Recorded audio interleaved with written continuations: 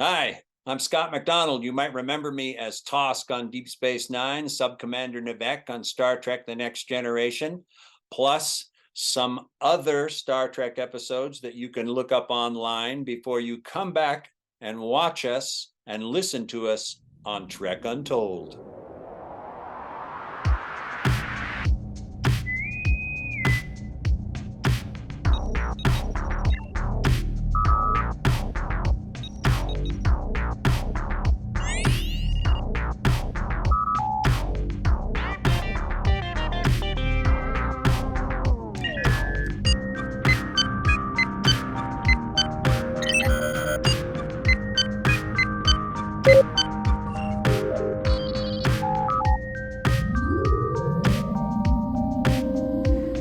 Hello and welcome to Trek Untold, the Star Trek podcast that goes beyond the stars.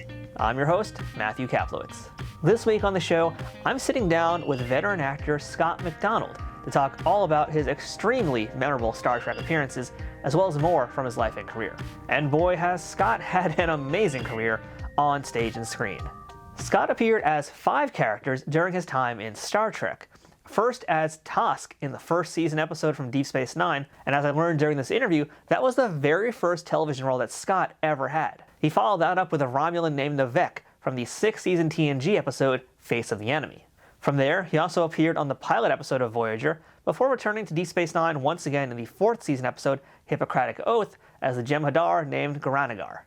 In between that, he also did some work as a Klingon in one of the Star Trek video games. And finally, Scott played the part of Commander Dolim for 8 episodes in Season 3 of Enterprise, essentially being the main antagonist to Archer during that season and being a thorn in the side of everyone, Xindi and human alike. Beyond his work in Star Trek, Scott has done a ton of things in the theater as well as in television and film. As I learned during our conversation, Scott is extremely eloquent and passionate about performing, and this is one of those episodes where I'm going to use that magic phrase I love to say. This one here is a masterclass. This interview was so epic that I had to split it in 2, because even our discussion of how he became Tosk was just that informative. Scott is a very special actor and one that loves to really talk shop and get super granular. So for this week, our focus is going to be Scott's origin story in performing and the first half of his roles in Star Trek. Once you get hooked on hearing how awesome those tales are, you're definitely not going to want to miss part 2 next week. But as LeVar Burton always says, you don't have to take my word for it. So, let's start chatting with that man behind the makeup, Scott MacDonald. But before we begin this week's episode, I want to remind you to follow Trek Untold on Twitter, Facebook, and Instagram at Trek Untold, all one word. You can get show updates, check out some fun memes, and let me know what you think about what's going on with the current events in the Star Trek universe. You can also support this show directly on Patreon at patreon.com/TrekUntold, where you can support this show for as little as $2 a month. At higher tiers, you can listen to the shows before they come out, know about my guests well in advance, and even have a chance to ask them questions, get transcripts of these episodes to make sure you get all the info, and more benefits coming soon, including watch parties and live streams. But that's all dependent on more fans like you coming over and letting me know you want to be a part of events like that. If you want some Trek Untold merchandise, check out our store for gear and apparel, including shirts, hats, stickers, water bottles, notebooks, and a whole lot more. New designs will be added throughout the year, so it's always worth taking a peek. Trek Untold also has an Amazon shop where you can peruse everything Star Trek, sci-fi, and geeky on Amazon in one convenient location. If you're looking for a gift for the Trekkie in your life, or maybe want to see some of my favorite non-Star Trek things that you can get for yourself, check out the link for my Amazon shop in the show notes on the audio version and in the description below this video on YouTube. If you're listening to us on iTunes or any other audio platforms that allow for ratings and reviews, please leave us a 5-star rating and a positive review to help out this show. If you're watching it on YouTube, don't forget to subscribe to us at youtube.com/TrekUntold and give the video a thumbs up and a comment. All of these things help more people find this show and to continue growing and bringing you awesome guests each and every week. Now, without further ado, let's beam in this week's guest. Computer, access interview file.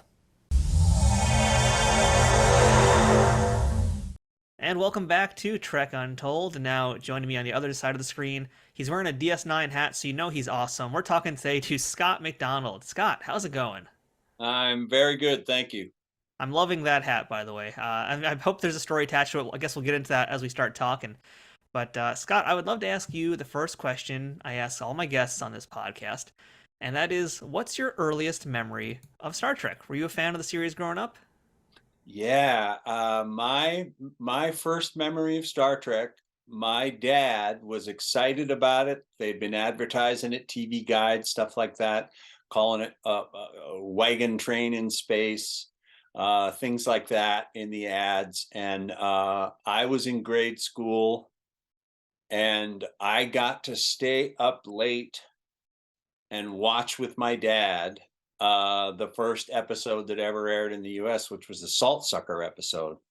That McCoy in love with the salt sucker doctor, and that was actually a little scarier than my mom wanted, because that creature was spooky. And But I got to watch the very first airing of the very first episode of Star Trek when I was a boy, and it was a little bit of an event because I got to stay up late and sit with my dad and watch TV.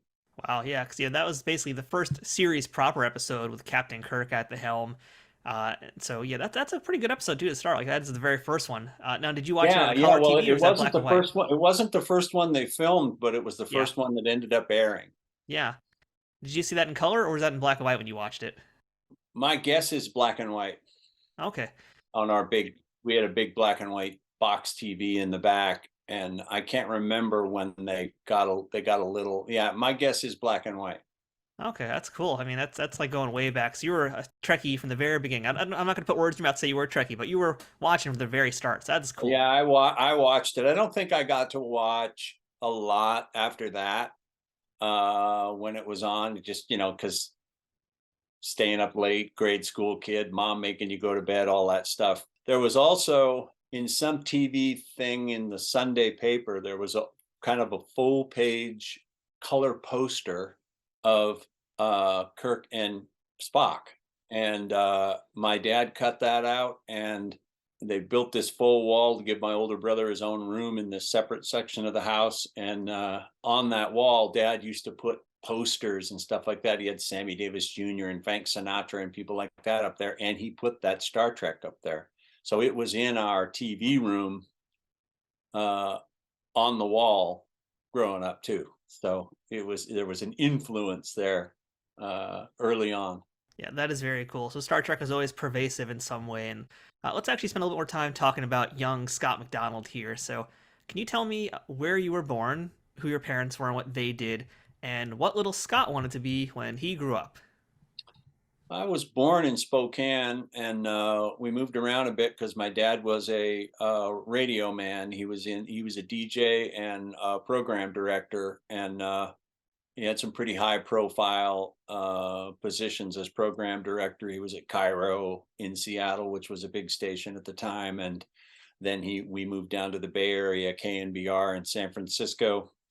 Mom was a housewife and a mom. I had a couple brothers growing up, and so she was busy with us three. And um, then my mom and dad split, and we moved to Montana, where my mom was from. So I sort of spent seventh grade to graduating high school, and subsequently since then I go back a lot up in Montana. So I grew up in northwestern Montana, technically, played high school sports and did some high school plays, and was editor of the school paper and things like that in my high school in Libby, Montana. It was a good upbringing, very eclectic.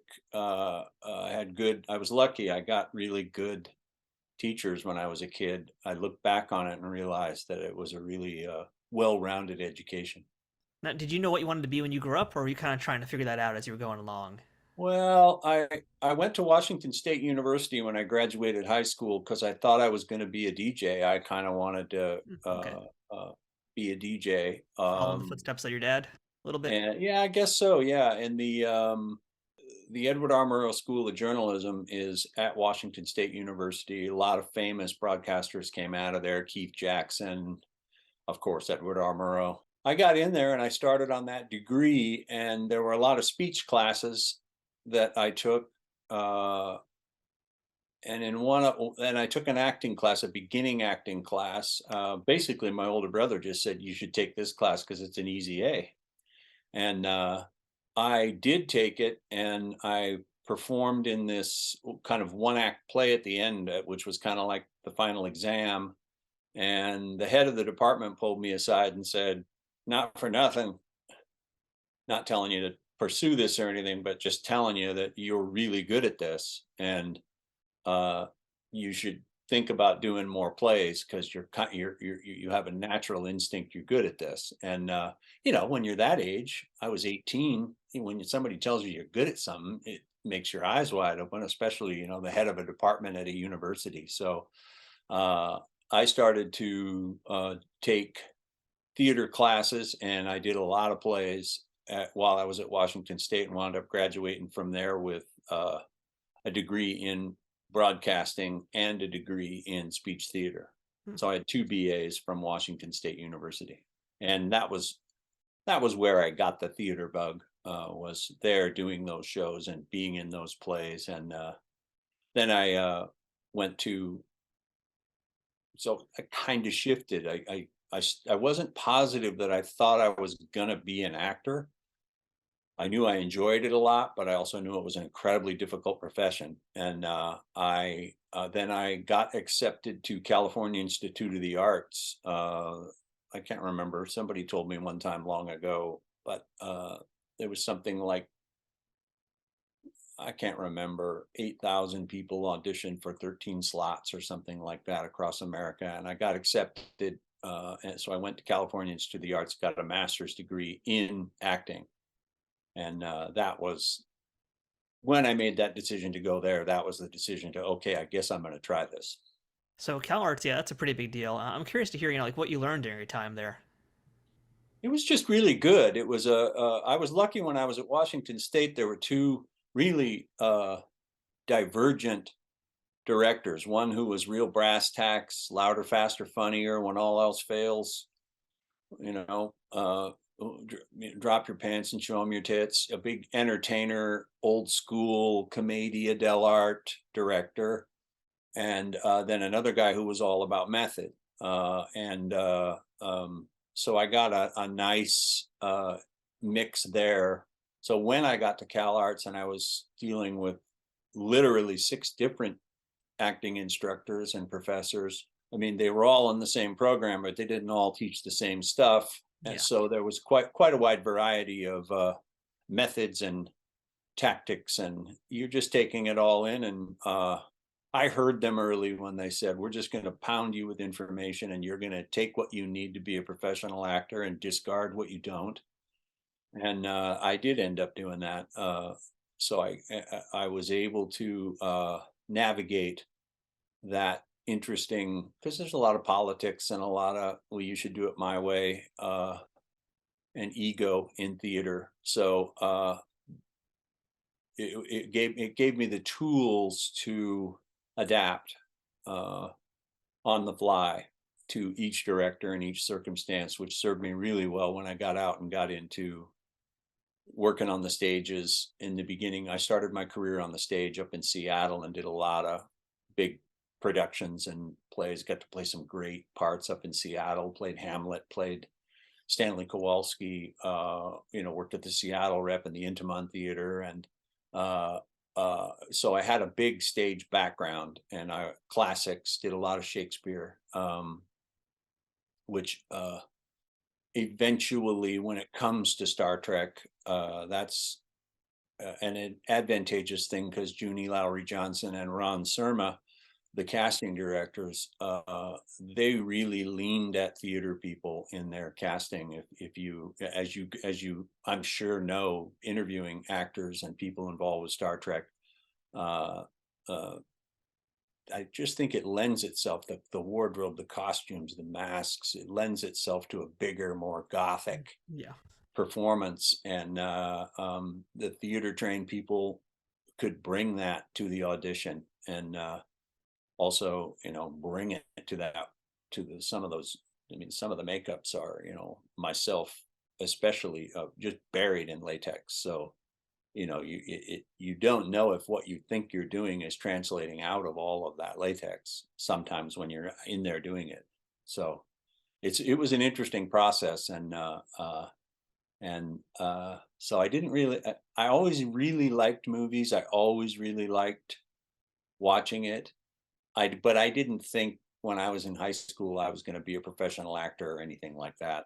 I don't think, I look back on it, I didn't really think, oh, that's what I'm going to do. I daydreamed about being in a movie and things like that, like I think all kids do, but not until I was midway through Washington State did I begin to think, oh, I may end up trying to do this. And then when I got accepted to Cal Arts and was going to spend all that money on grad school, I thought, you better know you want to do it, because that's a huge commitment.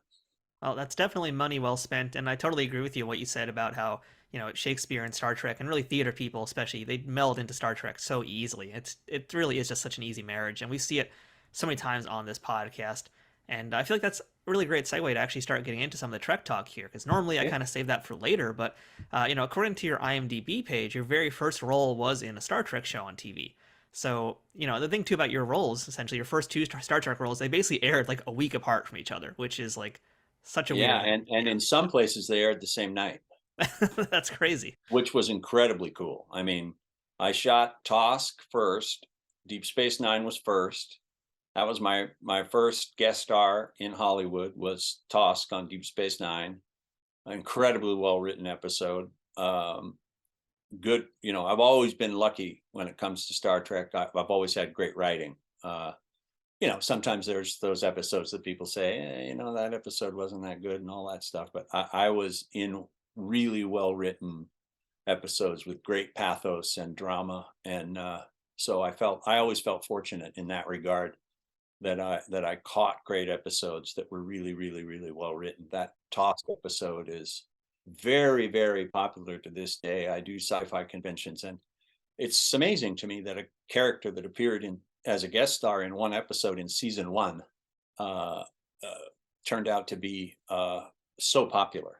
I've had many people tell me that Tosk is one of their favorite characters ever from Star Trek, which is an amazing compliment to an actor when you consider, the bulk of fantastic work that went on in all of these shows over all of these decades. That's a very flattering thing to say, So I've often said that about when you go to those sci-fi conventions, it's a little bit like getting a little bit of applause. Because fans come up and let you know what they think, and most of the time it's kind. Sometimes it's not. Well, I can promise you only kind words here, because really your Trek roles were very meaty, very substantial, and they are all very good. But let's spend some more time on Tosk here, and that's season 1, DS9. The episode is Captive Pursuit. So, what do you remember about the audition here? And I'm also curious, by the way, if this at all ties into your second role, because I'm wondering, how close these two were also shot together. Tosk was an incredibly long and interesting audition process, and I was pretty new down there to Hollywood. I came down to LA. I was in a play called The Kentucky Cycle. It started in Seattle, and it was a 6-hour, 2-part history play about the U.S. that won the Pulitzer Prize for drama. That And is it a was magnum the opus first, right there. and it was the first play that had ever won the Pulitzer Prize that didn't start in New York. We started in Seattle. We kind of did it backwards. We went to Seattle, then we went down to the Mark Taper Forum, then we went into the Kennedy Center, then we went into Broadway. And I was in it the whole way. It was an incredibly interesting and fantastic experience in many regards. And there was a lull before we went east. And it was in that lull that I auditioned for and got Tosk and Nivek.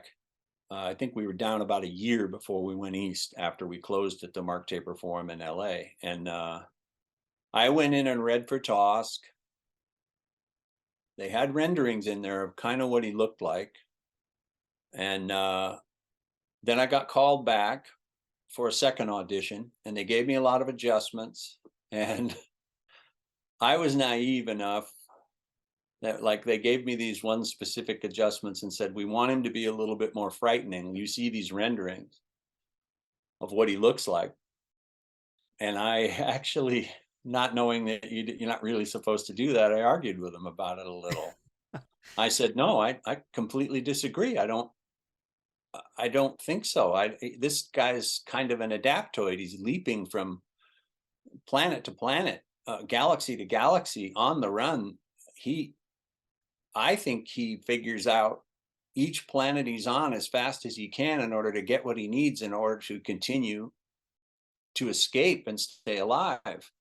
He literally says, I live the greatest adventure one could ever imagine. So every minute he's alive, he thinks he's winning. So I laughed and I told a good friend of mine who's an actor about that, who had done a Star Trek. And he said, you said that in the room? And I said, yeah. And he said, were the producers in there? And I said, I don't know. I think so. There was about 8 people in there. And he said, yeah, the producers were in there.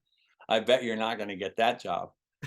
And I thought, oh, well, I didn't know that I wasn't supposed to say that. Then I got another call back and I went back a third time, which I thought this must be the normal process. But in my career now, I realize it was really rare.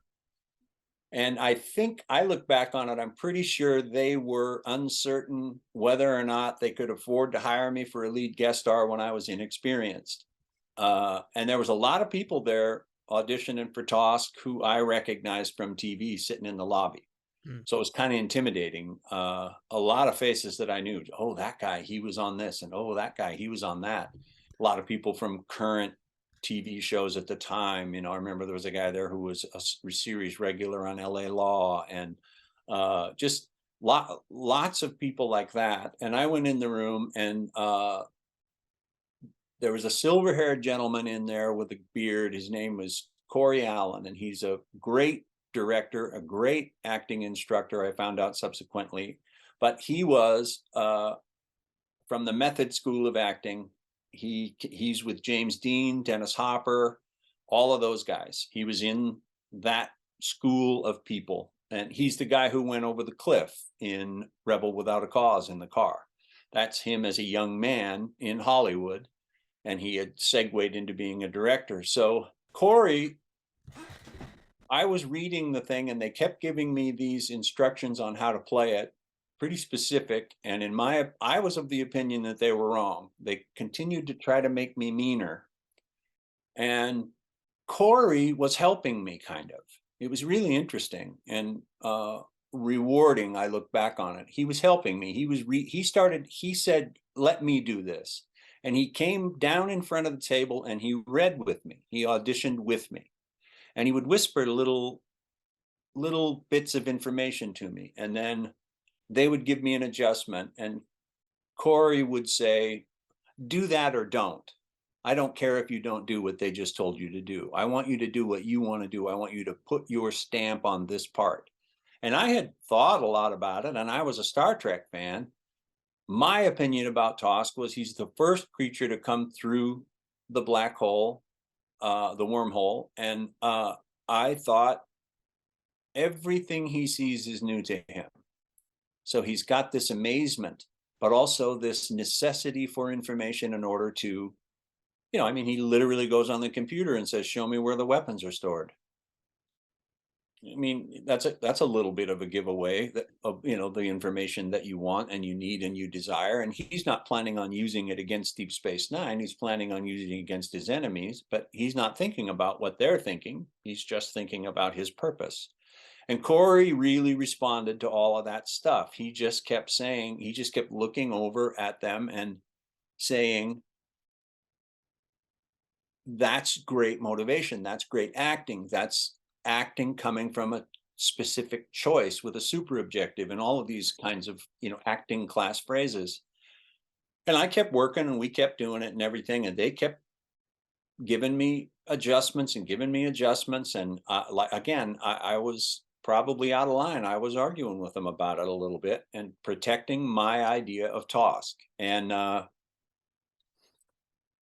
we got to the end and they had me read the speech to O'Brien when he won't accept asylum, which is a great piece of writing. And by that time, I sort of had it reasonably well memorized because we'd been doing it. I was in there a long time. I bet it was an hour or 45 minutes in the room audition. And that was, it's unheard of. I look back on it now and, I assumed they always did it that way because it was my first really big guest star audition. And we got done reading it, and Corey, they peppered me with some more questions. And Corey said, I don't think we need to see anymore. And he was aggravated on my behalf, not at me, but a little bit at them. And he thanked me for my performance. He told me he thought my choices were well motivated and very intelligent.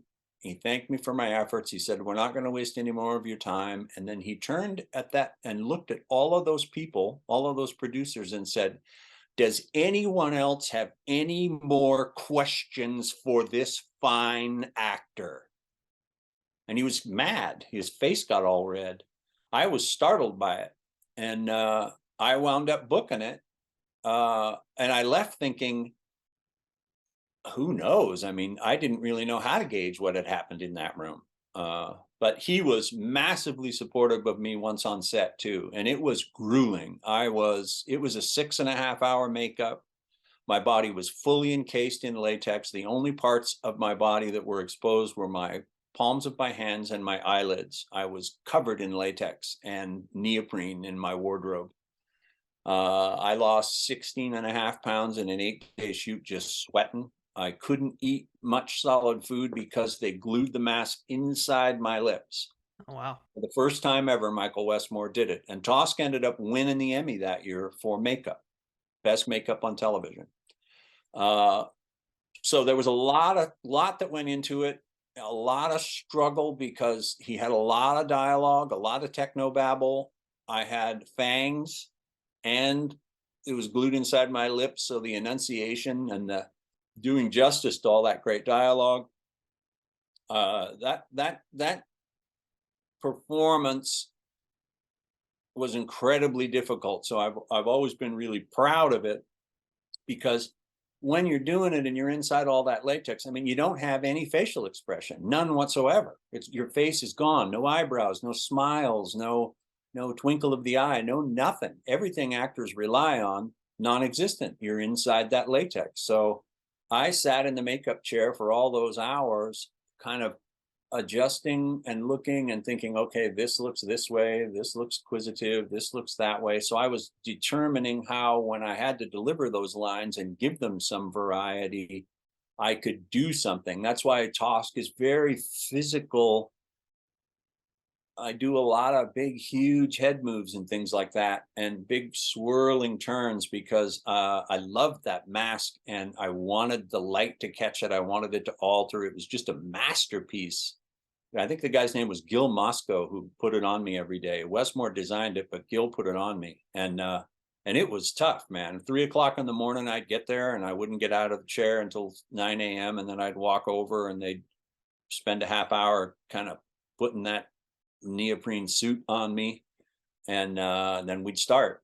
And I had makeup on the backs of my hands. Well, I had it was also glued onto my arms, halfway around my arms, and then there was makeup on my palms and down the interior of my arm. They had all these ideas that you were going to see Tosk work some massive, cool technological stuff that he was really adept. And so the makeup was extensive in that regard because of it. And he, at one point, the director, Corey, just said, yeah, we ain't gonna have time for all that. So all of that makeup on my arms and everything, we ended up that we could have just used gloves, but they thought there was going to be close-ups of Tosk doing massively intricate and cool scientific things with his at sped up speeds, so that Tosk is like super fast on the computer and super fast at this and super fast at that, really adept. And that stuff all kind of went out the window because you have 8 days to shoot them, and they just ran out of time for some of that stuff.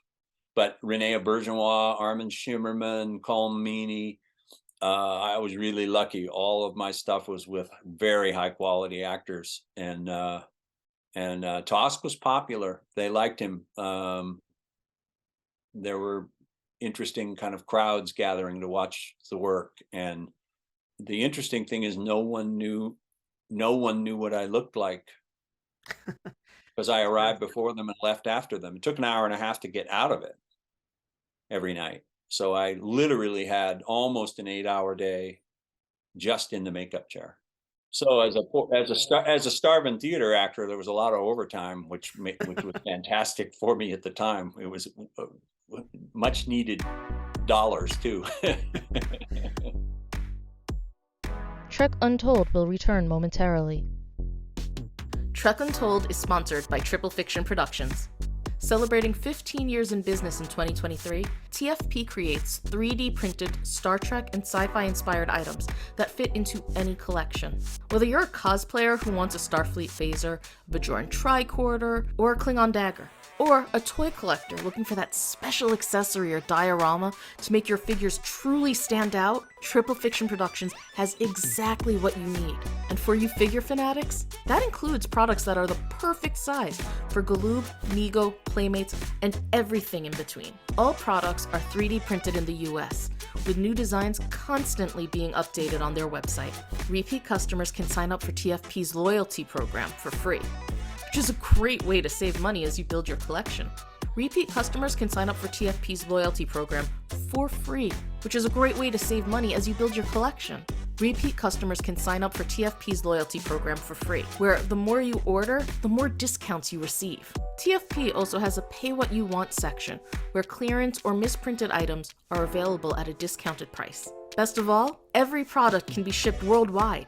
As a special bonus for listeners of this show, Trek Untold has a special discount code just for you. Enter Untold10 at checkout for 10% off of all orders with no minimum purchase required. That's 10% off using Untold10. To see all of their products, head to triple-fictionproductions.net. Or to stay up to date on their newest products, find them on Twitter, Facebook, and Instagram. Triple Fiction Productions, where something is only impossible until it happens. Have you ever watched a YouTube video and said you wish you could do what they were doing? Whether it's the filming, the production, the editing. Maybe you listen to your favorite podcast and you wondered how they put that show together, how they got that great sound quality, what gear they use, how much does it cost to get started? Or maybe you checked out a video or read a book about one of your favorite entrepreneurs and it made you say, I want to live that life. I want to do what they do. Then check out my podcast, Toys and Tech of the Trade. I'm Rich Butler, and I've been making podcasts for almost 2 decades, speaking with experts across all fields to get to the bottom of the hows and whys of their achievements. Each week, I sit down with these amazing people who have carved their own path in life and share the gadgets, the gear, and the tech that they rely on to create their content, the methods that they use to run their business, and the habits and trends that are part of their daily routine and their way of life. And all of that, of course, gets put together to make them successful. We pull back the curtain on the process to help you understand what these people do differently so that you can draw inspiration and get ideas and be inspired so that you can take action today. This podcast is inspiring, educational, it's enlightening, and most of all, it's a lot of fun. I want you to join me on this journey so that you can use the tools and advice shared in this podcast to level up your business or creative endeavors, giving you all the tips, tactics, and tools so that you can transform what you're doing from a side hustle into a full-time lifestyle where you can collect a paycheck for doing what you love. Check out Toys and Tech of the Trade wherever you listen to podcasts, and check out the RageWorks Network at RageWorksNetwork.com for more info on this podcast and all of the many other great shows that we have on the RageWorks Podcast Network. That's Toys and Tech of the Trade, with some assembly required. Yeah, I want to go back to what you said a few moments ago about some of the things you're saying with how you were making your choices for your character. And what you said kind of reminded me of some stuff I've heard from like Stella Adler, where it was kind of like, the pages are there to give you that information, but then ultimately it is what you do to make your choices, but you are essentially doing what the script is telling you to do. It's all the information is there right for you. Yeah. And feel free to kind of use like all your Star Trek roles if you want to as examples of this, but like, the stuff you're telling me, you basically answer all the questions I was going to ask you, because it was like, here's all the choices, here's what you did, here's why you did it. Did you do this kind of homework and kind of care into all these characters for every single Star Trek role that you had? Yeah, you let your imagination run wild. Tosk was just interesting because of, I had a little bit of carte blanche in my mind because he was the first one through the wormhole. Yeah. So I was inventing something. So I couldn't be wrong in my mind. I just thought, like in one scene, Tosk arrives and I have my whole first opening scene inside my ship with Colm Meaney. And then he walks me out into Deep Space Nine, and I go out and I made a right turn, and we had rehearsed it, we had blocked it and walked it. But then when I got there, all the atmosphere and everybody were moving around, the station was buzzing, people were around, and Sedig was standing in the station over there, the med station, and I didn't know that he was a series regular because I didn't know who was in this show yet. It was, I think it aired the 6th episode, but I think we were the 4th one they filmed. So I walked over to him and put my face right up by his face, like this close, and looked him over, up and down, and then turned and walked back and got really close to O'Brien and then kept walking. And they finished the take, and Corey said, cut, cut, cut. Okay, what happened there? That wasn't in the rehearsal. That blocking, what was that? What were you doing there? And I said, well, and you're probably going to think this is silly, but I have this idea that these crazy cat's eye lenses that I have in my eyes have a kind of a heat sensor and in them. So if I get close enough, I can gauge what the culture is like and how their blood is. And I thought, if I get close to another human, I can compare him to this human, and then I sort of know how humans are. And Corey smiled and kind of shook his head and said, okay, stop what you're doing. I want everybody over here who wants to be an actor, all atmosphere, to come here. If you want to be an actor, come over here. And he called everybody over. And I thought, oh no, am I in hot water? Maybe I went too far. And he said, I want you to repeat what you just said to me. So I explained it all again. And Corey looked at all of those people and said, if you want to be an actor, you have to motivate your choices. This is an actor. Study him while he works, or words to that effect. It was incredibly flattering. I was, and I was nervous. I think it was my first day and I wasn't sure how, you're buried in this suit and it took you forever to get into it. And you're just hoping what you're doing is right, because I was brand new to the set too. I couldn't see very well with those cat's eye contact lenses. So it was hard for me to see the tape marks on the floor and hit my spots. Sometimes I'd miss. And Marvin Rush is a very good cinematographer, and he wanted me on a specific spot. He said, I can't rack focus to you unless you hit that mark. And I said, it's hard for me to see it. So we would work things out. Marvin would say, so when you get to here and you make that little turn and you do that little thing, I like that because that gives me time to move the camera down here. And then once you do that, it's 1, 2, 3 steps. So let's just practice it, So Marvin was helping me too, because like I say, you can't hear, you can't see, hard to talk. It was a war zone inside that Tosk outfit.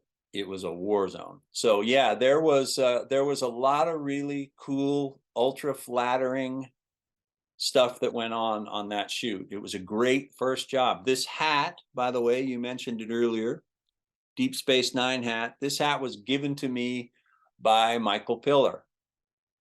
I was on the set day 3 or something, and it was going pretty well, and everybody seemed pretty happy, and all of the producers were walking around wearing these things. And I just off the cuff said, do you think I could get one of those? And he was flummoxed and didn't really know how to say no, I think. And well, it's kind of the producers and this and that. And I said, oh, I'm just a guy who wears ball caps. I just think it's really a cool hat. It's okay. I don't have to have it. I just thought I'd ask in case there's like a room full of them somewhere and that everybody on the crew has them.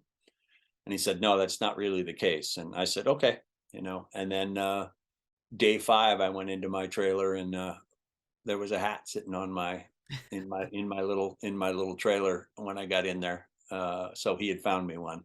So that was kind of him, he was all hail Michael Piller. He was a great man. We lost him in, I think, 2005. And he was always really good to me. And he used to come and see me in my numerous Star Trek personas. He used to come and say hi all the time, which is thrilling when you're a guest star actor and an executive producer comes by to shake your hand or tell you he thinks you're good or something. That doesn't happen all the time. So he was a really cool human being. So here's to RIP, and thanks for the hat.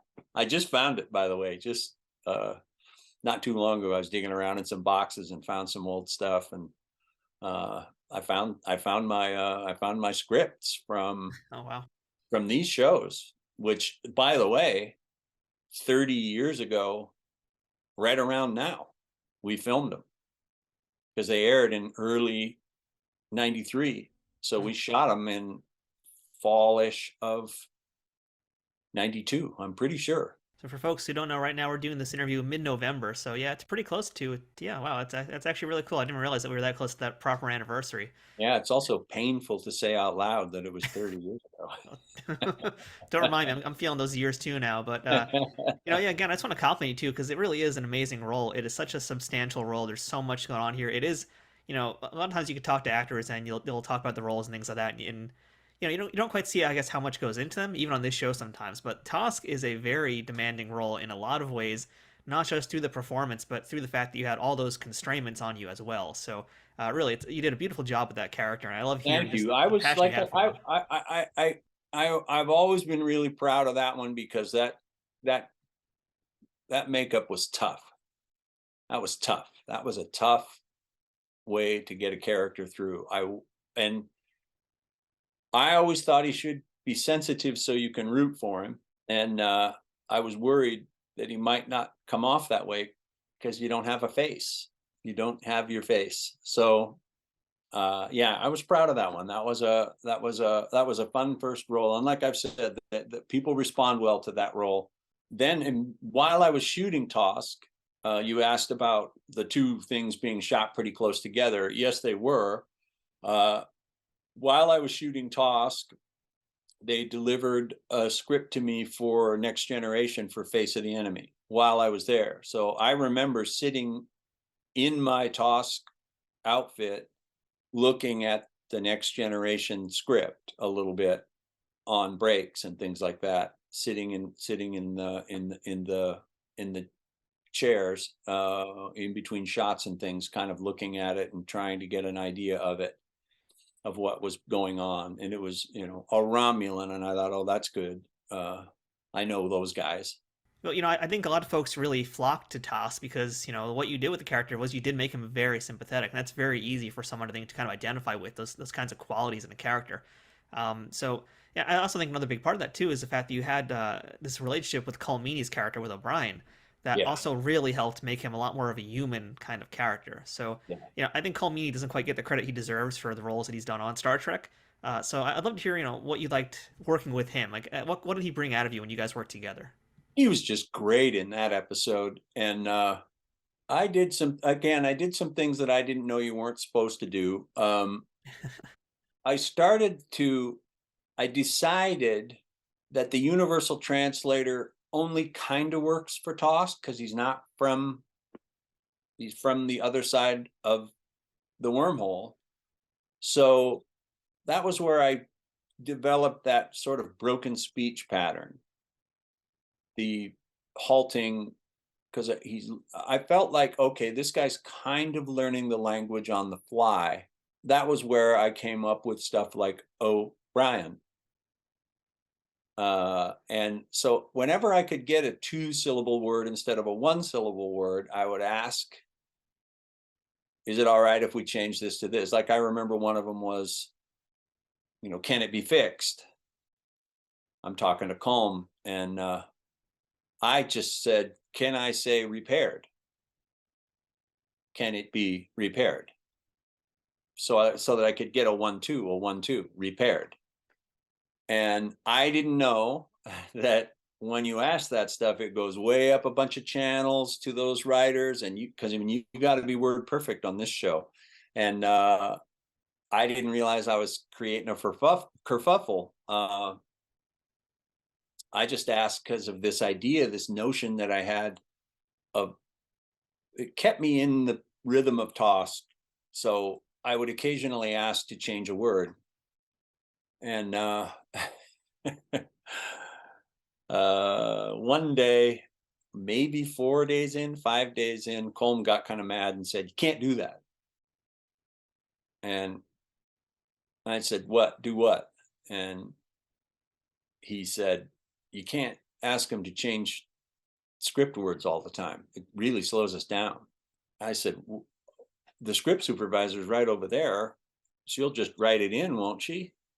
Because I had been in this play that was incredibly collaborative, and it's theater and you're working things out, and it was a brand new piece of writing, so you're getting new pages and working them out and talking about them and everything. So I kind of had that dynamic going in my head on this show too, and that's not the case on television. On television, this is your words and you better say them. But I didn't know it at the time, and I was doing that. So he was a little bit annoyed with me about that. So, I apologized and said, geez, I didn't even know. And then I explained to him my thinking. And he said, "Well, when you get the pages the night before, when you come in the morning, tell them the words you want to change. They'll send them upstairs. They'll do them all in one big shot. And then we won't have to stop and wait." He said, "That's what all this waiting is. Every time you say, 'Can I say this?' they're phoning up somewhere and asking if you can do that."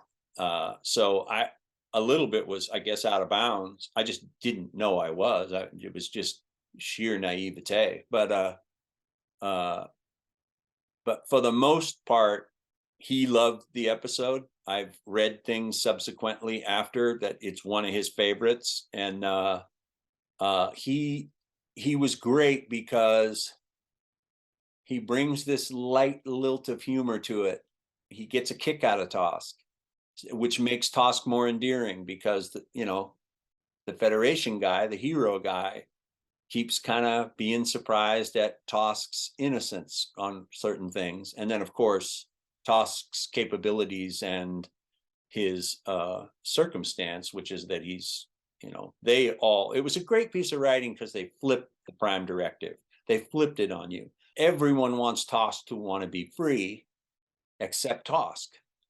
Tosk feels like he is. Tosk just that great speech he says, where he basically just says, "I can't accept asylum. I live the greatest adventure one can ever imagine."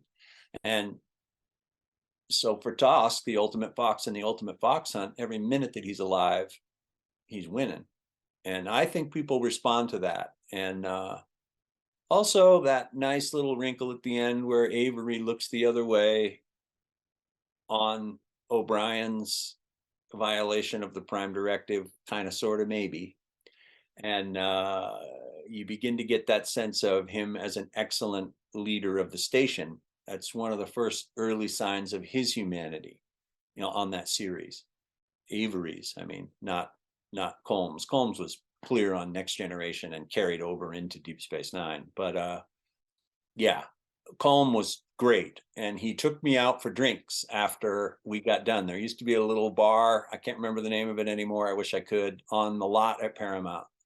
And I said, "Well, it's going to take me almost 2 hours to get out of this stuff, so I'm really grateful for the offer, but I don't know." So, but when I got there, Corey Allen was still there and Colm was still there. Everybody else had gone home, and so I got to have a couple drinks with those guys, which was a great cherry on top of what was already a really, really cool week. I also, walking from my makeup trailer back to from the makeup room back to my trailer, wearing this terry cloth robe and these big fuzzy slippers they gave me, wearing this lizard head and these lizard arms. One morning I was walking back, it was right about 9, and coming through the gates of Paramount Studio, driving a beautiful green Jaguar, was Patrick Stewart. Oh, wow. pulled right up to his trailer. I was walking right in front of it on my way back. He got out of his car. He was just getting ready to go in. And I said, "Excuse me, Mr. Stewart, I just wanted to thank you because you did something for me. I know you wouldn't recognize me, but you came to see our play, The Kentucky Cycle, last year at the Mark Taper Forum. And we were all in the bar afterwards at the restaurant nearby. You came out of the men's room, walked over, and you bought our table drinks."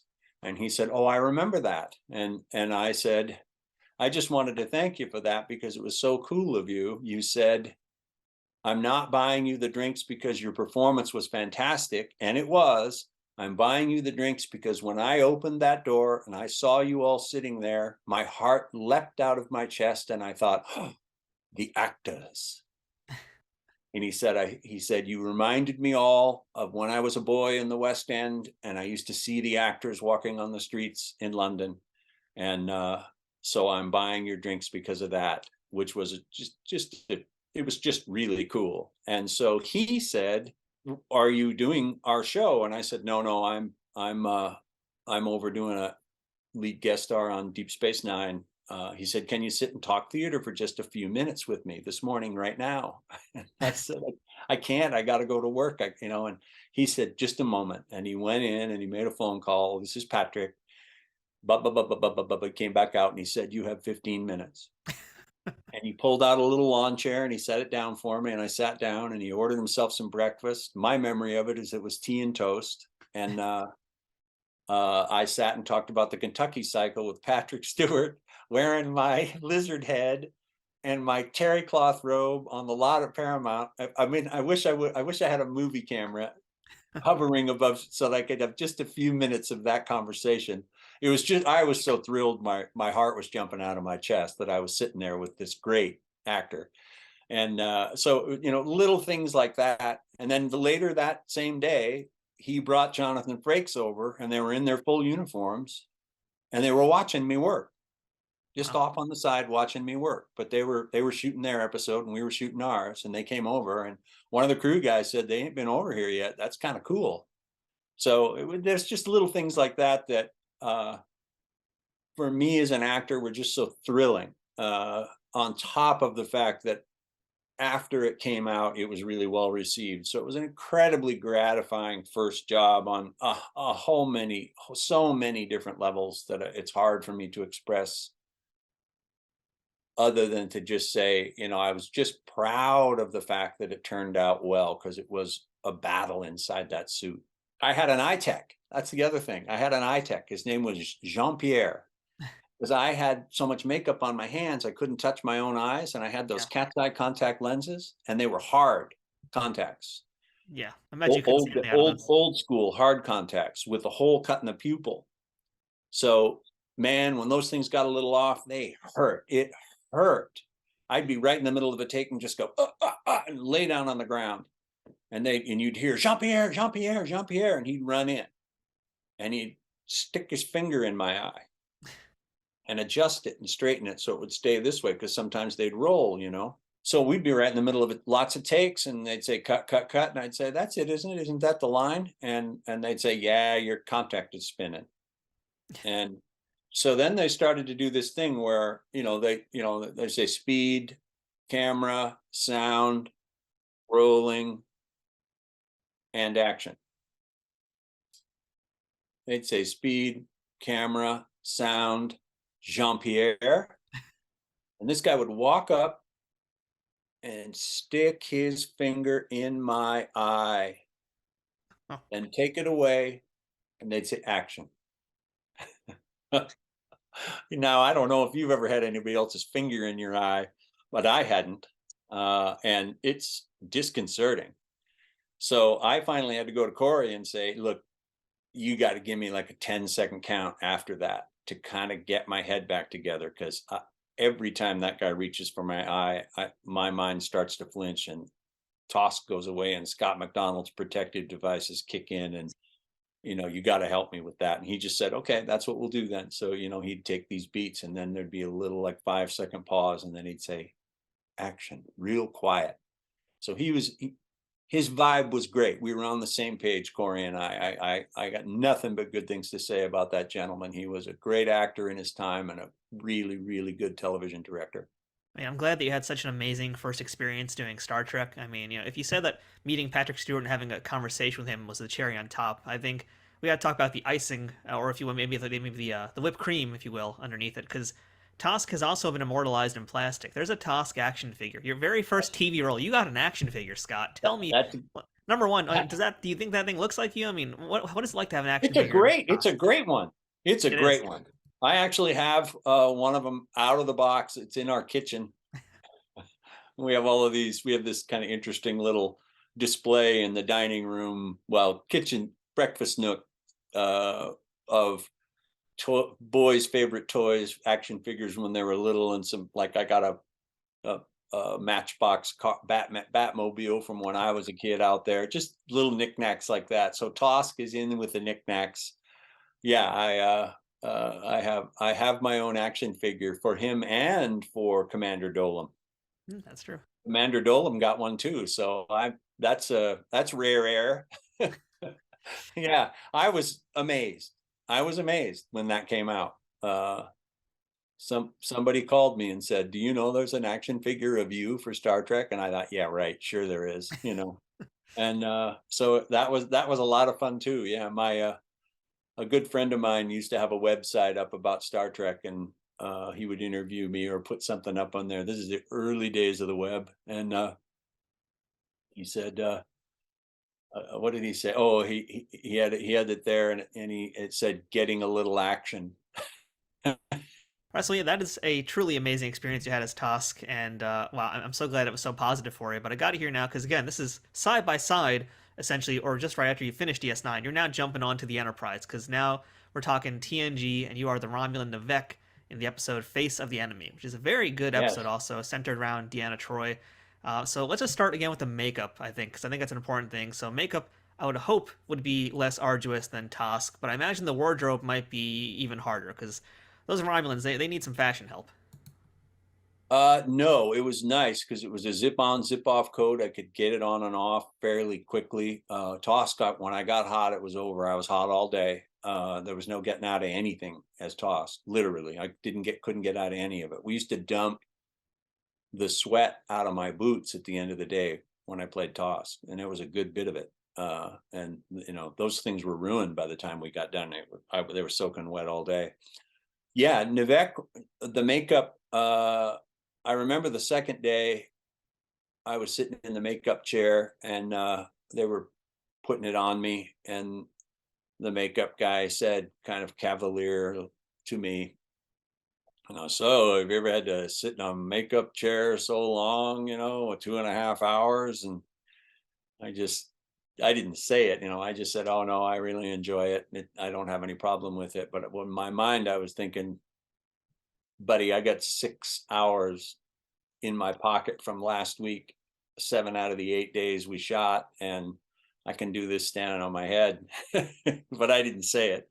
I got to ask you, Scott, too, like, what are you doing sitting in that makeup chair? Because, we're talking about Tosk, that is 6 hours, but even 2.5 hours is still, for most people, a marathon. So what are you doing in that chair during those entire times where you're getting all that makeup applied to you? Nothing. Just staring at the space? Sometimes looking at your lines if you can, but for the most part, they control you. They control your face. And he had an assistant on Tosk who was doing my face. And it was there were 3 parts to that thing. I glued the back on, and we got it down from 6 hours to probably about 4.5 by the last couple of days. We got pretty efficient at it. And they made 6 of them. They thought we would ruin one every day, but we only ended up using 2 of them, and they were really surprised by that, because usually they get torn up taking them off you every day. So, but yeah, the Romulan was interesting because they sent me that script, and then I finished Tosk on a Monday, and that was the 8th day of the shoot, and I had a 22.5 hour day on the Friday before, so I was pretty smashed. I got there at 3 a.m. and didn't get out till 1:30, and then you got the weekend to bounce back. And then I came back in and I had one last full day in the Tosk makeup. And then the next morning, I think I got off the studio lot at about 2 a.m. And I had to be back at Paramount in the morning for the Nevek audition at 10 in the morning. Wow. I didn't feel super prepared. I didn't really feel great about that audition. But, and you don't think in your mind that you're going to get it because you just got something else from the other show and all of those sorts of things. I thought there's no way this is going to happen. I just put a turn on him. I mean, Romulans are super uptight to begin with. And this guy's a spy within the spies of the Romulan Empire working for Spock's underground. So I just turned up the tension, and Nevek is an uptight cat, and everything that happens feels like the end of the world to him, and he says so. Our planet's collapsed and all the things like that. He's not thinking, okay, now what are we going to do? He's thinking, oh no, now I'm doomed. And Marina, of course, steers him, and you did this to me, you did that to me, you can't quit now. And but Marina was great. She was great. That was, again, I got lucky. That's a really, really well-written episode. Really well written. And Carolyn Seymour, who is my captain, we subsequently became friends after the fact, doing conventions and things like that. And on set, she was terrific to work with. Great actress, lots of Star Trek credits. Gabrielle Beaumont was the director. Marina and Carolyn, they were all Brits. And I was not a Brit, so I was not in the Brit club. So they were kibitzing and hanging out together and giggling and laughing. And I was a little bit outside of that on that show. And I was in season 1 of Deep Space Nine. They were still figuring it out. Like I said, I think I was the 4th episode. So they were moving slow, trying to sort stuff out. Next Gen was a well-oiled machine. They were well-oiled. That show shot way faster. And so I was kind of used to that speed of Deep Space Nine. So I was a little bit taken aback. And but again, great writing. Marina was great to work with. I got along really well with her. It was really fun to be on that, because I was a huge Next Generation fan before I got on the show. I remember I was up in Seattle doing theater when the Locutus cliffhanger happened. Yep. The season ender, and I was doing a play. I was working, 6 days a week, 8 show weeks. I wasn't paying attention to the TV guide or what was going on. I didn't realize it was the cliffhanger and it wasn't going to be on all the way till the fall. When I watched it, I would record them and then watch them when I got home from doing the play. And so I was thrilled to be on Star Trek: The Next Generation. I didn't have a scene with Picard, but I was going to have a scene with Picard, but it changed. So, one thing we didn't talk about with DS9, and this is going to tie together, is the sets. Because, you're talking about being a big Star Trek fan, so you also know they tend to have, really amazing sci-fi sets. So, I'd love to hear a little bit about just what you thought of them. Because, DS9, again, first season, you're one of the first guest stars to ever see the Promenade and all those crazy Cardassian architecture spaces. But then we're coming over to the Romulan ship, and it looks like the inside of a terrible Tex-Mex franchise restaurant. So, I'd love to kind of hear your thoughts on seeing the sets, and also if that helps inform any of the decisions that you're making as a character. Well, it's just thrilling. I mean, it's just thrilling. Just walking around and looking at it all and being in that proximity to this thing that you've been watching and knowing about. So you got to kind of put that fan away and become the character. Yeah, the Romulan sets. I remember kind of thinking that it was there's that scene where we're all dining. Yeah. And that was kind of fun because it was just something that had never really occurred to me. Oh, of course. How do Romulans eat dinner? Do they eat dinner the same way we do? Do they eat on the go, or do they not sit down? And all of that food that they put in front of you. And I hate to interrupt you, but I have to know, because I always ask guests this whenever they have an eating scene. Do you recall what the heck they served you to eat that day? No, I didn't take any bites. I didn't take any bites. So I don't Probably the know smart choice. what all that stuff was. But I remember when I did the Klingon CD-ROM live action game, there that we had Romulan food out on the table for some big feast.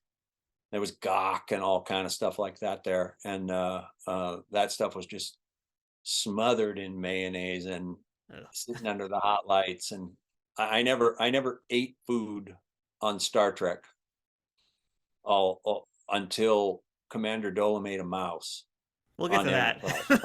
On Enterprise, yeah. Yeah, we're gonna come back to that one for sure. I'm glad you did mention that dinner scene though, because I'm always curious about that stuff. But you know, the interesting thing here about your character is that he does get vaporized. That means he's not coming back. But and the visual effects by that scene, I love watching that. As morbid as it may sound, Scott, I do enjoy seeing you get vaporized. But There's a real cool Star Trek card of that yeah, right in the mid vaporization, but you can still kind of tell it's me. And somebody sent me that. Some fan brought that up one day and gave it to me at a convention, and I thought, oh man, this is nifty. yeah. I have way more cards than I deserve too. I'm on a lot of stuff like that where I get them in the mail and people say, will you sign this? And I think, oh, I've never seen this before. I didn't realize that, Tosk has a lot of cards and Nivek has a lot of cards. There's some Star Trek game where it's interactive and you play it with other people where they have ratings of things. And I can't remember the name of it I anymore. think you're But probably talking about timelines. I bet. yeah, I don't know, but there's a lot of cards from that I see around, and I have a box of them sitting somewhere that over the years people bring them to me at conventions, and I set them out at conventions, and I'll sign them for collectors or people, that when they come to the cons.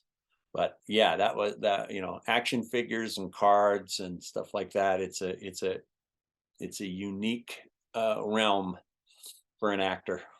Well, the reason I bring up your character getting vaporized is because that is essentially the end of Nivek, but I heard there was supposed to be more from the character. Can you elaborate on that? Yeah, I have no idea how much of this stuff is true and how much of it is scuttlebutt, but there was a Star Trek expert, Richard Arnold, who worked for Gene Roddenberry, I used to see at conventions all the time. He passed away a couple years ago. Great guy, really, really just a stellar human being. And he told me one time, well, you know the whole story of that, don't you? And I said, no, I don't know. I said, I have the script that has the pages where Nivek is alive on the bridge of the Enterprise, and the Romulan senators who I smuggled over there are with us, and Picard is kind of congratulating us and Marina on the mission. And the last day of shooting, I got new pages and I got killed. And it was, I mean, I didn't have any aspirations on doing more, but it was startling to be killed when the whole week we were filming, Nivek wins. He escapes. She shoots at me, but they beam me out. So she thinks I'm dead, but I'm alive. And I was told that there was an entire idea for that season, that it was going to be all about the reunification of Romulus and the Vulcans. And Leonard Nimoy was attached to do a series of the episodes that season. During the week that I was filming that episode was when it fell apart. He was supposed to direct Star Trek V, and he had those smashing successes with the Star Trek. And at the same time, on the lot at Paramount, 3 Men and a Baby was a gigantic hit. So Leonard Nimoy was walking on water on the lot at Paramount Studios as a director. And I heard, and I don't know if this is true or not, that Rick Berman was talking to him about stuff and Nimoy said, well, send me the script and I'll see what I think of it. And Berman said, why? And Leonard Nimoy said, I have script approval on everything I do. And Berman said, not on this one. And Nimoy said, all right, then I'm not going to do if I'm not directing, then I'm not doing all of that. There was some kind of cohesive agreement that, all right, I'll do some of these Next Generation episodes for this storyline that you guys have, but it's mostly in trade for this director thing. That's what I was told. I have no idea if that stuff's true, but something happened that week that killed me, as opposed to me being alive. And then later on, I don't remember which writer told me, but he said that there were episodes where Spock and Nivek were together working for the reunification. So I would have had scenes with Nimoy, so it's a little bit of a heartbreaker. But that's the nature of the game, things out on the outside changed. So did the storyline. They just polished me off. Yeah, it's unfortunate because the whole, reunification storyline that's even continued now with Star Trek Discovery. So, I mean, it's been many, many decades of getting this storyline together and making it happen. It would have been really cool to see it play out a lot more on TNG. So, I think that was the original plan. It makes sense to me, just following the canon and the way they were working and the things that I say in that story. Yeah. She point blanks me. She says, "You're a member of Spock's Underground," and I say yes. And I explain to her what's going on and why I'm doing it all. And while we're standing overlooking at that senator who's in cryogenic freeze, and I'm going to try to smuggle over to the Enterprise. And so that was that was unique, to be thinking I was alive and then be killed. It was abrupt, and it sometimes is when you're an actor. Yeah. All right, so Scott, there's a whole lot of other Star Trek things I want to talk about, but there's one oddity that's on your resume, and that is the Star Trek Klingon video game. And I've talked to a few people who did that. I always enjoy hearing stories about the video games, so I'd love to hear some stories about your time as Quaylon the Klingon. That's a name. Yeah, the Klingon live-action CD-ROM. It was directed by Jonathan Frakes. Yeah, he directed that game, which is crazy to think about. Also, you got Jonathan Frakes directing an interactive CD-ROM game. That's such a 90s sentence. It was really early in them, though. They were. This was maybe I don't know, probably viewed as a big time potential revenue stream for Paramount, and it was really fun. And for me personally, I was overjoyed because I had always wanted to play a Klingon. Klingons were my favorites. I never understood why I wasn't one. With my mug, I always thought, why am I not a Klingon? That's what I should be. Great big thick guy, battle ready, Viking, Norwegian background. I mean, all of that, it's a good day to die stuff, Nordic and Viking like in their creation and in their mantras. And so I always responded well to those guys. And so getting to play one was really fun. And then when I got there and it was Robert O'Reilly, Gowron was there. And then I was Gowron's brother. And that was cool. And there was a lot of really cool people on that one. Rick Worthy. I think that's Rick Worthy's first job in Hollywood. I think Klingon CD-ROM live action game. He was a Klingon. And Martha Hackett, who played Seska, she's in it. And I had been in that play I previously referenced, Kentucky Cycle. Martha was in the LA version of that, so I knew her from then.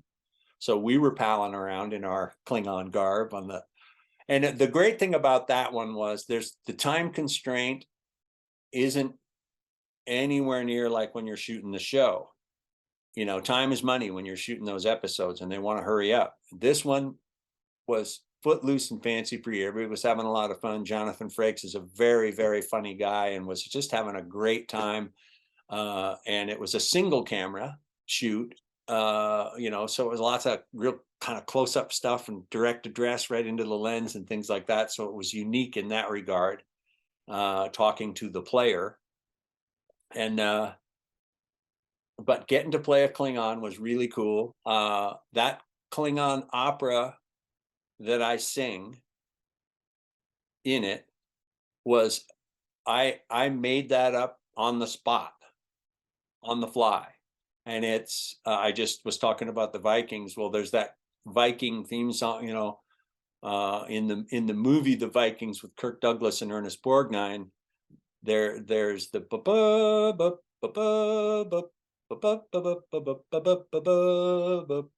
so I sort of took a little bit of that and oh my cool, oh my shaw, Rezhavnak Gakbo, whatever it was. So I stole a little bit of, put a little bit of my own nuanced Viking thing into that.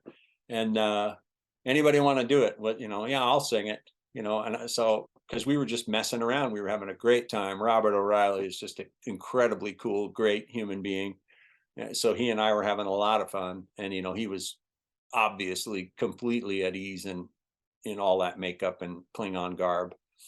Barry Lynch was a Klingon in it, and Barry is in the episode Face of the Enemy. He's the Romulan who defected to Romulus and then came back in Face of the Enemy. So he was in it. So it was a little bit of an old home week. J.G. Hertzler is in it, who played Martok, but he's not Martok in it. He's other older Klingons or something. So there was a lot of us in that one. And over the years, we would see each other and kind of, joke around about it and stuff. But that was a fun one just because it was wall-to-wall Klingons and no pressure. We were just really having a lot of fun. And Jonathan Frakes is a lot of fun. And he was flipping everybody a lot of flack and keeping it loose. And I respond well to that. So I was giving him a lot of flack right back. So we were giving it to each other. And I remember one day he was talking to Marvin, the cinematographer, and he said, "Hey, can we move this doohickey over here so that it lights this a little bit better?" And I just said to him, doohickey, is that the Penn State School of Directing? He was, oh no, It was fighting so words. nothing but fun. Yeah, it was really, really, really fun. And the after the fact, I can't remember, everybody complained about one aspect of it. There was some part of the game where you couldn't get through or something. So everybody would get there and they would be stumped and it wouldn't work. And there was no solve or something like that. So I think that hurt the popularity of it a little bit. But having it be live action, we were going to town. We were chewing some scenery as actors and playing Klingons. So that was a great deal of fun. For Star Trek, it was a pretty easygoing job. Yeah, it seems fairly liberating compared to other Star Trek roles. And I've had other folks on the show who've done it, and they've said kind of similar things. I mean, there still is some nerves being directed by Jonathan Frakes, but at the end of the day, it's this wacky Star Trek video game where, like you said, you guys are literally chewing the scenery. I mean, they're Klingons. They might as well start actually chewing the scenery. At one point, you do destroy a bar. So yeah, it seems like just like a ton of fun to do that game. And again, we had nothing but fun, and there was just a lot of. That's the stuff I remember, the in-between moments where we were just goofing and having a great time.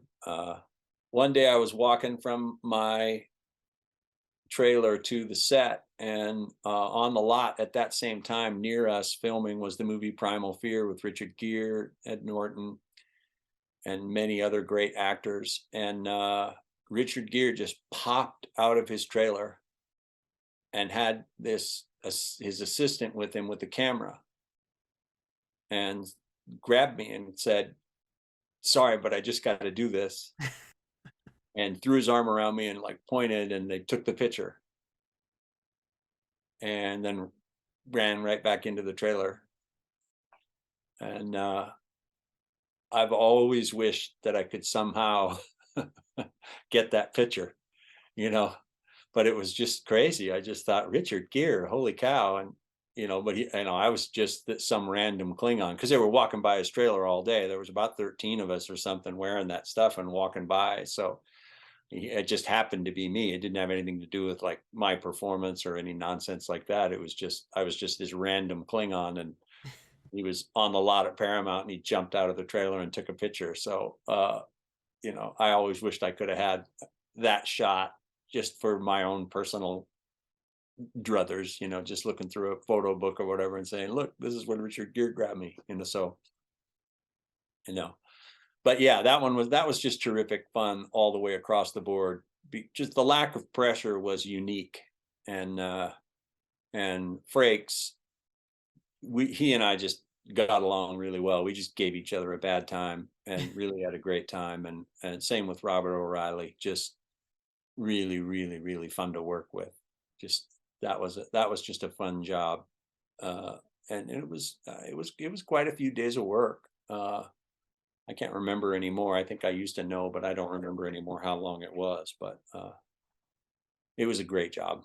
As we wrap up our first part here talking about different things in your career, I do want to do at least one thing here non-Trek, and since we're having some fun times here, we're having some fun stories. There's one really fun little movie on your resume among many, but I want to talk about Three Ninjas Knuckle Up, because I grew up as a fan of the first Three Ninjas, and then the sequel started happening. And yeah, you were in Knuckle Up, which, by the way, also has some other Trek alumni in it, because you got Charles Napier in it and Patrick Kilpatrick in this film here. That's right. And you got Victor Long, who's not a Trek alumni, but he was just awesome. But yeah, I think you were one of the bad guys, right? You were like one of the goons working for. Right. Were you working for Charles? And my other goon partner is Donald Logue. Yep, Donald Logue. He's become a huge star. So yeah, that was a really unique and fun job too. It was really a confusing job because the director's name was Ok Shin, and he's a famous Korean director. So the crew and all of the people were Korean and spoke Korean. And there's a great Asian actor, Soon Taek Oh, who's in a lot of stuff over the decades. And he was there the first day we were there, and he was our translator. And he quit the second day. So we had no translator, no real go-betweens. The producer spoke Korean and English, but he was rarely on the set. He was the executive producer. He wasn't hanging around. So it was very unique because I hadn't seen the first one. So we didn't really know how campy to be or if they wanted us to be serious. And so it was pretty fun to just try to sort out what they wanted, because they would be speaking Korean and sort of exuberantly trying to get some sort of thing for the performance out of you. Okay,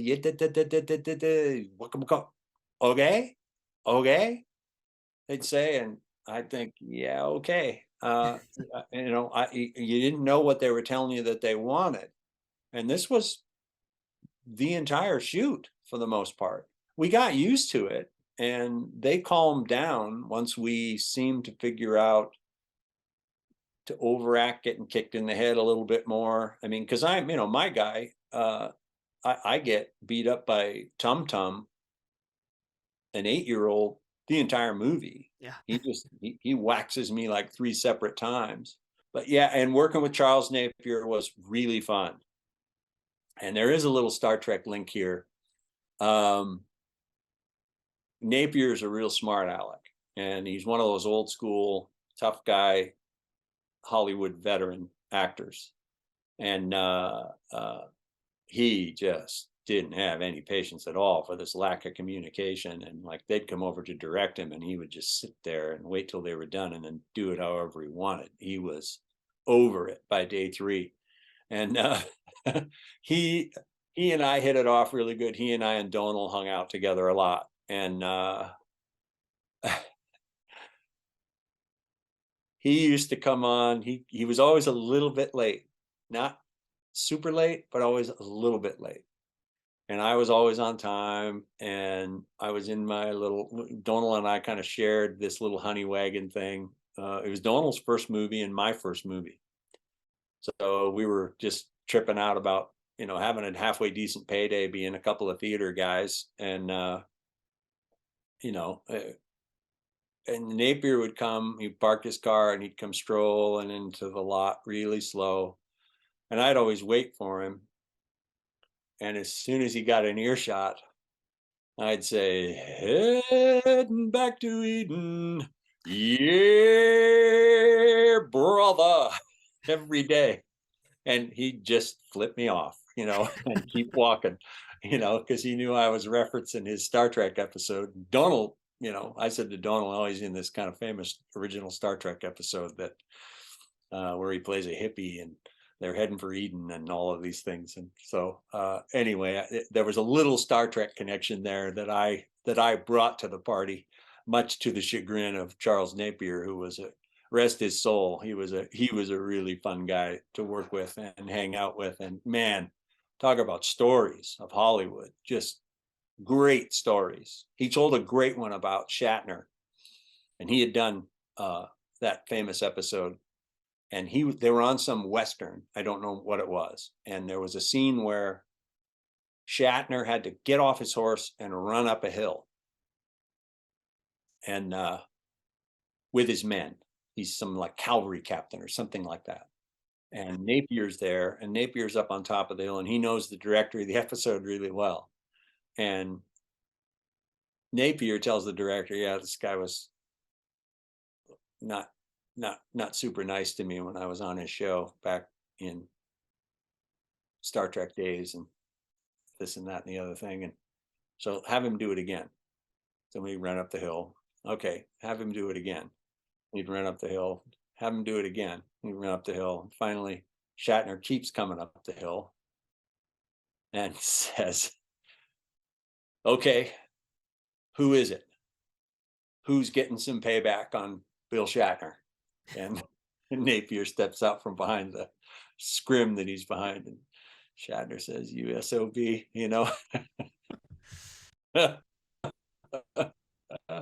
I just thought, oh, what a great story. Got a little payback on Shatner. I know, because Napier had a little bit bigger role on this one than Shatner had. Shatner was guessing in or something, Anyway, I just remembered hearing that story and being sort of thrilled, felt like a fly on the wall or something.